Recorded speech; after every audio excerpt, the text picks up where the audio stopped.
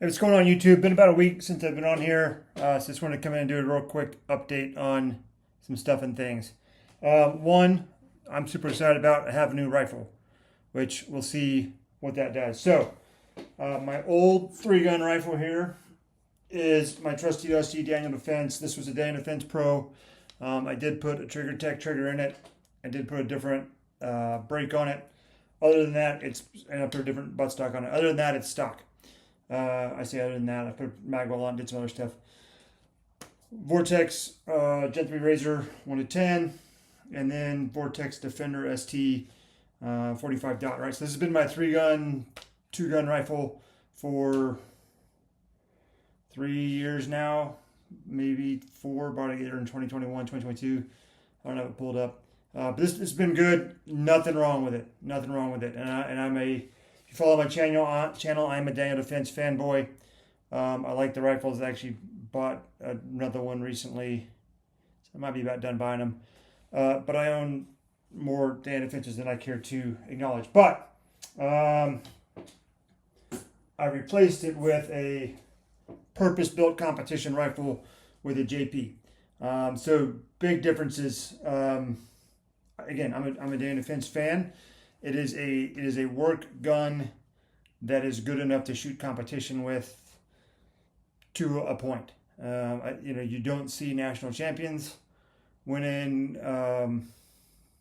anything national wise with a Daniel Defense, but you see a lot of people out shooting with them because it's their home defense gun and their other gun. Right? They're solid upper tier guns. Right? Maybe bottom of the upper tier as far as price wise goes, but they're still solid upper tier guns.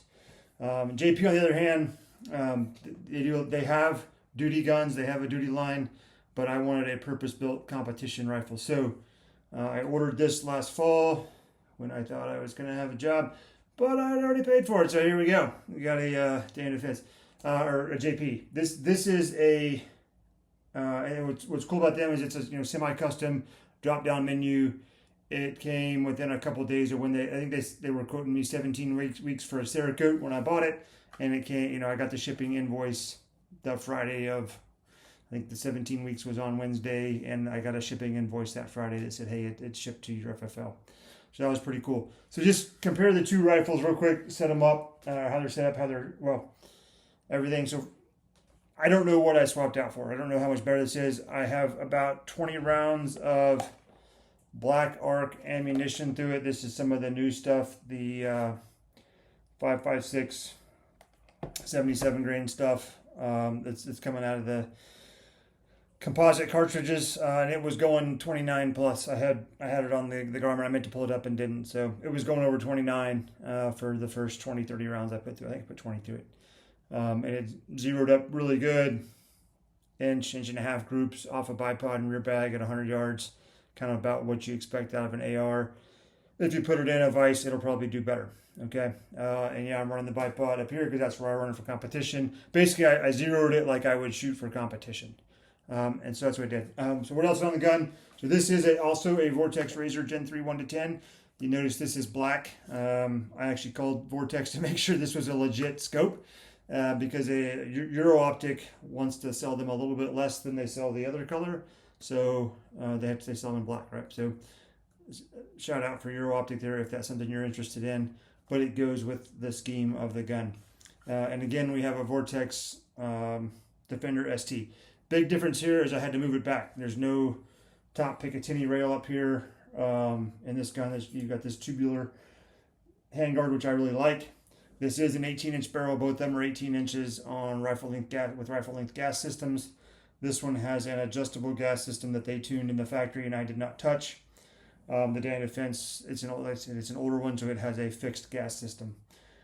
This is supposed to be their latest greatest 4-comp brake. The other one's got a 4-comp brake too, so very very similar. Felt very similar shooting the two guns, right? I mean, it is what it is. This gun with this Area 419 6-inch Arca rail on it comes in at 9.7 pounds. The Daniel Defense, which used to have the Arca rail on it that does not, comes in at 9.8, so it would have been probably would have been over 10 with the Arca rail on it. I'm sure that rail weighs more than a tenth of a pound, whatever that is. So yeah, so a little bit heavier on the Daniel Defense, mostly due to the barrel profile. This has a thicker, heavier barrel profile on it than this competition gun. I do have, I don't know if you can see it through there, this does have the heat fin thing in it. I don't know, I got it. We'll see if I like it, but it is a much, up here the barrel is similar thickness, but yeah, I can see before it goes through the heat mitigation device that it does slim down quite a bit, and it is a thinner barrel profile. So hopefully the heat mitigation helps. If not, I can see the screws in there already where you can take it off. You just have to take the handguard off first to do it. Ordered this with the PRS light from Magpul, and then this is, I think, their JP rubberized hand grip that I'm not super bougie about my hand grips. I like it. It's fine. It is what it is. I did go with the not ultra lightweight, but the low mass bolt carrier. So, and then this is, of course, the JP silent capture system. So different feel and different sound when you charge this rifle compared to other things I'm used to in my life. It does have the ambidextrous safety, which what I like about it is this. I mean, you've got a nice big one over here, and then I got the smallest one I could get on the non-firing side because I'm not super crazy about them on that side. They hit my knuckle, so it is what it is. Other things I've talked in the past, I like to run a lower profile optic. You can see I've got the cheek riser up. That's me. I like to run that. What it creates though is very tight spacing between the ass end, the fat end, I don't know what you call it, of the scope and the dot. With the Daniel Defense, they've got the really good handguard setup. So I can run it up on the handguard. I ran it up here the entire time I had it. Never had a zero issue. Never had a optic issue because it's a good lockup between the handgun and the rest, or the handguard and the rest of the gun. So you're not worried about this thing coming loose as much. Although I have seen online where they do on occasion come loose, but that's usually an operator error, not a gun error. But because that is so much tighter in there, it is right now a little bit tight to get in here to the on-off button. I can just barely squeeze a finger in there. Right now, I'm turned all the way up to 10.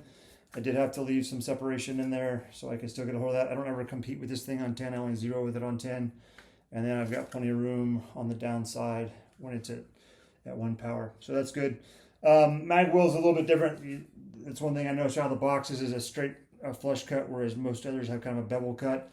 It does have the internal bevel, so I don't feel the need to go out and get a mag well for this, for it to suck mags up. I did a little dry fire with it. It takes mags fine. You don't do a lot of mag changes in 3-gun or anything I'm going to shoot with this anyway. Other things about it, this is the ambidextrous lower, which I think is really cool. So on the right side, the firing side, the mag release doubles as a bolt catch, and then you've got a bolt release up there on the same side. So if I hold the mag release in and I charge the rifle, the bolt locks back, and then I can release it all from the same side, which I thought was really cool. And then you've got controls on the other side, normal controls on the other side as well. A little bit fatter mag release if you want that.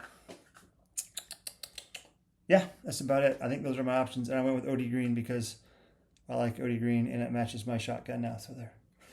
Yeah, so that's excited about this. Like I said, 30 rounds of this Black Arc ammo through it. I tested the triggers on them. The Daniel Defense, I did change the trigger out. It comes with the Geissele 3-gun trigger, which is a great trigger. It's in a bag upstairs. I don't know if I'm going to put it back in that gun or not. We'll see. But I had that. I didn't test it when I said it. I just said it. I had that Trigger Tech Diamond set at 1.14, so almost 2 pounds. I just dialed it till I liked it. That JP's coming in at about 2.5 pounds. Both of them, as I'm sitting here, I bought a fun little Wheeler trigger gauge. It's just fun, $50 on Amazon or something like that. But both of them are going up and down about 6 ounces. So I did a 5-pound pull and it tells me the average right on there. It's pretty cool. So yeah, so there's that.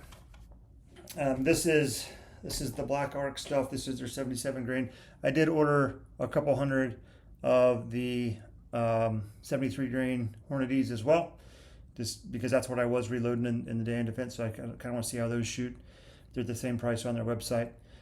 Real quick on Black Arc Ammo. He is selling the components he has at historical prices, and then he's gonna raise his prices after that stuff's gone. So you can pre-order right now for the components he has, but once that's gone, the prices are gonna go up because it's 2026 and shit's expensive. Yeah, so this stuff's cool. You can reload it. Vortex has a pretty cool podcast on it. All those good things. Other thing that happened. So 2 videos ago, I had an ND with this gun. It made me very sad. I didn't dry fire it for like a week and a half because I was sad. But I got it back from MPA. They replaced, I'm going to mess up the names, but they replaced some of the components in here that do all the things. They're starting to make that stuff in-house now, is what Caleb told me. And then I asked them to put a heavier spring in it. They gave me the old 1.5 pound spring, and then I asked them to put a heavier spring in it. Let's see if I can get this in here. I have the long trigger shoe, so it makes it kind of hard. So right now we're at 2 pounds 4 ounces on that first trigger pull. So yeah, so that's kind of where we're at now. It does feel quite different. I had just put a new mainspring in it, so the lockup feels pretty stiff on it right now.